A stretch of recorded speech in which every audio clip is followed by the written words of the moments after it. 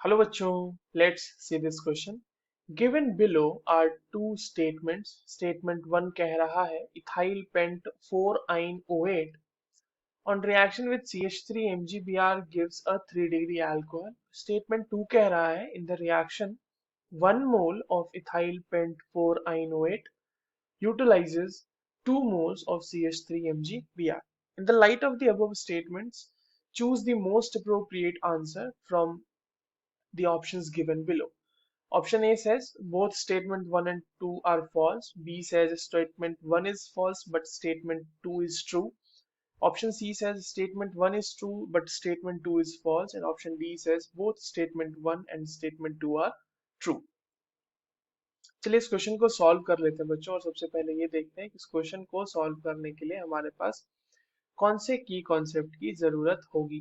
देखो ये जो सवाल हमसे पूछा गया है ये basically reaction of Grignard reagent के ऊपर सवाल है।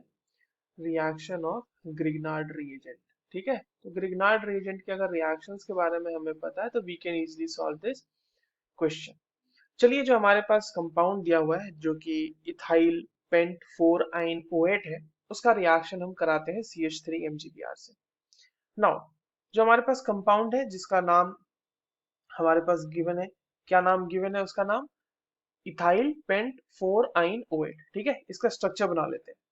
तो इसका स्ट्रक्चर बच्चों कैसा होगा, इसका स्ट्रक्चर कुछ ऐसा होगा HC triple bond C CH2 CH2 C double bond O OET, ठीक है।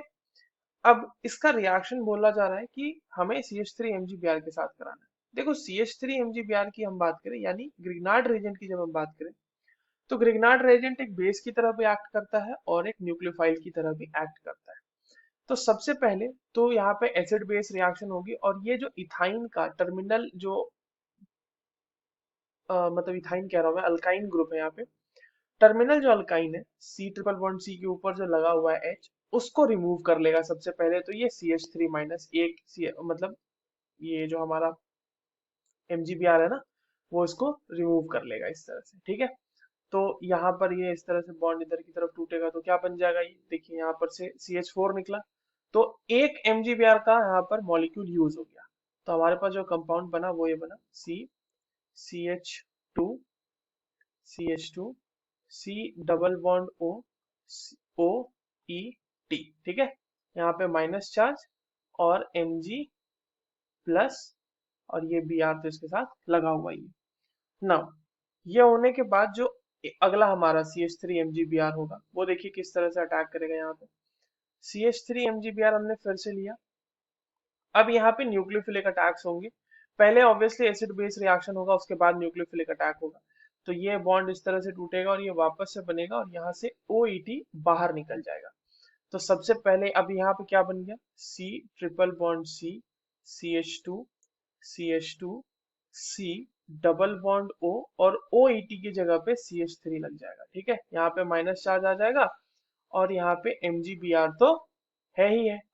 अभी तक हमने 2 मोल देखा कि यूज हो चुका है, एक यहाँ पर हो चुका है CH3 MgBr का मॉलिक्यूल, एक यहाँ पे हो चुका है। अब देखिए यहाँ पे अभी भी कीटोन है तो कीटोन के साथ तो फिर से रिएक्ट कर सकता है ना CH3 MgBr। तो अगेन एक न्यूक्लियोफिलिक रिएक्शन होगी, न्यूक्लियोफिलिक यहाँ पर अटैक होगा, यहाँ पर कार्बोनाइल कार्बन पे ये इस तरह से उधर जाएगा और यहाँ पर क्या बन जाएगा फाइनली हमारे पास C triple bond C CH2 C CH3, ये पहले वाले ग्रिग्नार्ड से आया और एक CH3 दूसरे वाले से आया, यहाँ O माइनस आया, यहाँ माइनस चार्ज Mg प्लस और Br। और जब इसमें हम फाइनली वाटर देंगे मतलब हाइड्रोलिसिस करा देंगे लास्ट स्टेप में तो हमारे पास जो कंपाउंड मिलेगा वो मिलेगा HC triple bond C CH2 COH CH3 and CH3। अब देखिए ये जो है ये ऑब्वियस सी बात है ना, एक 3 डिग्री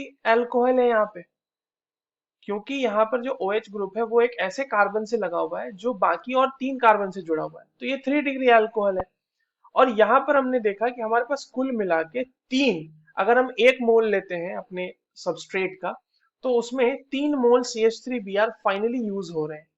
तो अब इन दोनों के बेसिस पे जो स्टेटमेंट्स हैं उसको जज कर लेते हैं। पहला स्टेटमेंट क्या कह रहा है कि ethyl pent 4-ine-OH on reaction with CH3 MgBr gives 3 degree alcohol, बिल्कुल सही बात है। दूसरा स्टेटमेंट कह रहा है कि in this reaction 1 mole of ethyne pent 4-ine-OH utilises 2 moles of CH3Br, तो नहीं, ये गलत है। एक्चुअली कितने मोल यूटिलाइज कर रहा है वो? 3 मोल्स यूटिलाइज कर रहा है। तो दूसरा स्टेटमेंट हमारा गलत हो गया। So our correct answer will be option C, statement 1 is true but statement 2 is false. I hope you understood this well. All the very best.